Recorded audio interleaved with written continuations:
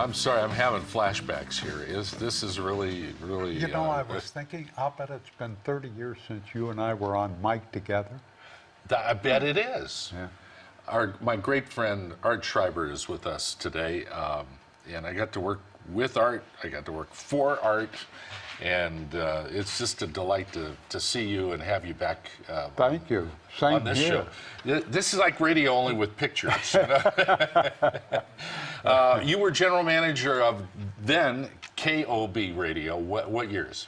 Let's see, from 81, the fall of 81 Right. to 90. Yeah. And of course, I started working there in 1980 That's myself. right.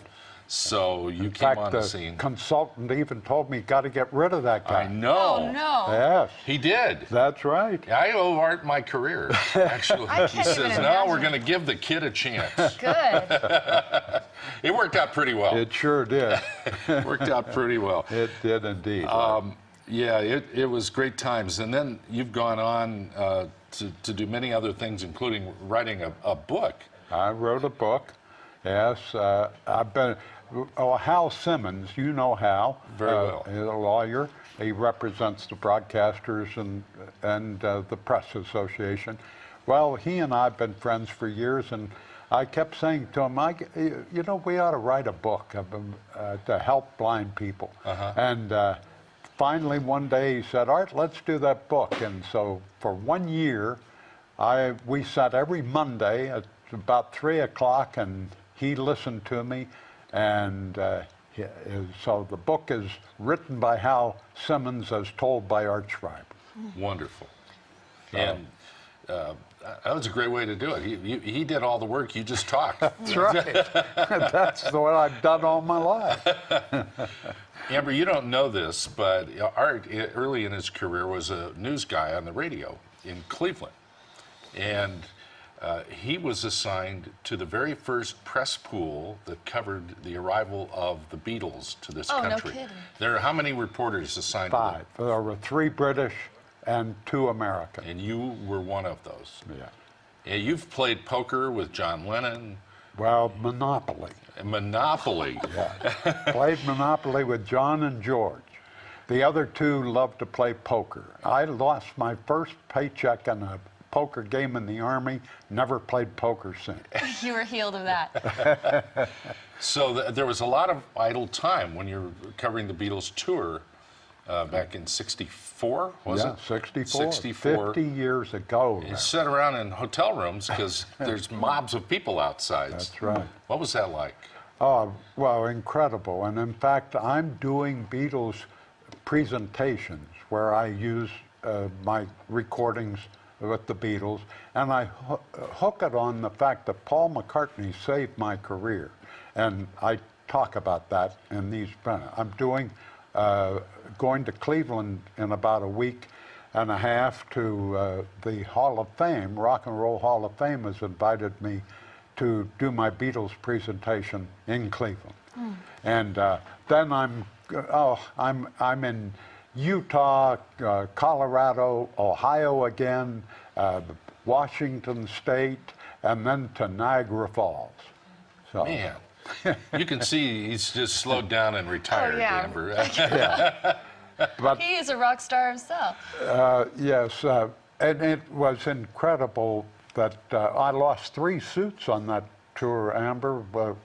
Gals would just come up to you on the back and just with their fingernails just come down, and it was tough. I have a recording of me being on the ground with another correspondent, a British correspondent, whose name, by the way, was George Harrison, no relation to the Beatles. Yeah.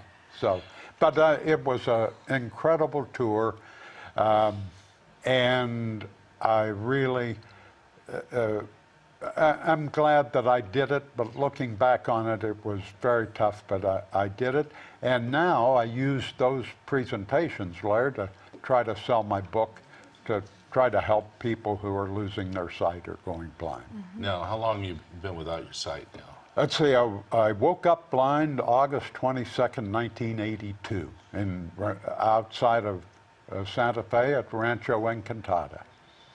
I was on vacation, took a vacation after being here almost a year, managing KOB, and the lights were out.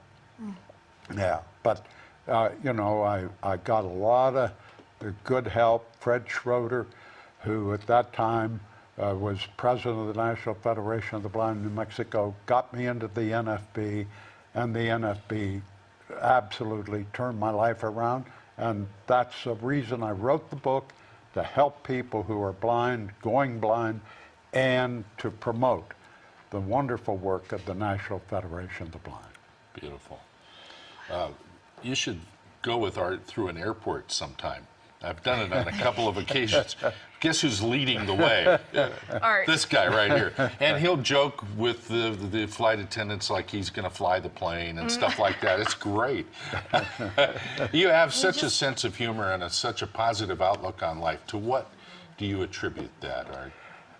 Well, I don't know, but I know this, that you know, you have a choice when something happens like me losing my sight, or if you some other disability, you've got a couple of choices. You can either try to overcome it and do the best you can, or you can just give up and sit around. And I made up my mind that there must be a better way, and I was going to do it. And I got a lot of help from a lot of people, including you. The staff at KOB were great and put up with me trying to learn blind skills. And, you know, it worked out great, Larry. Art, what should someone do if they find that they're losing their sight? The first thing is, and we love to be in denial. The same with hard of hearing. We were in denial, and so the first thing is first you got to come to grips with the fact that you're losing your sight or losing your hearing, and you say, I'm going to do something about it.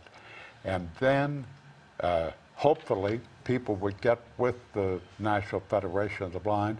But here in New Mexico, and I'm still chairman of the Commission for the Blind, we have a wonderful commission. We're ranked by the feds as one of the top agencies of its kind in the country. And we can help people of all ages, from 14 and up. We put people back to work who are of working age.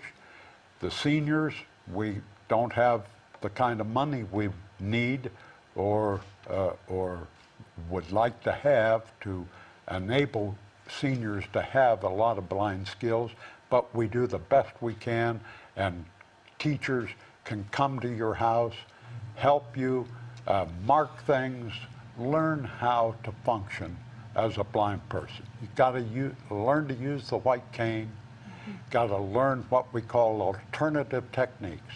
And people say, well, what do you mean? And I use this as an example. In brushing your teeth, how many times have you squeezed out the paste onto the brush, and it falls off into the sink? Every day. That never happens to me.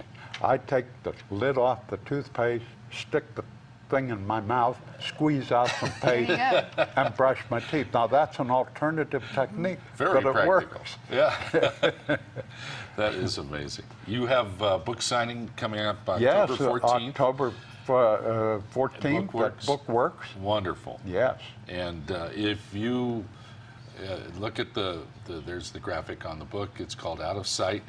If you've never met Art Schreiber before, you need to meet him and shake this man's hand. He's an amazing leader and a great human being, and I'm just delighted to know him. And I to this day thank you for saving my career. Well, thank you, Larry, for making me look like a good general manager. Thank you, Art. Wonderful to see you. Okay. He looks terrific. He looks like he did 20 or 30 years ago. It's amazing. Be 87 next month. 87? Look at you. In November.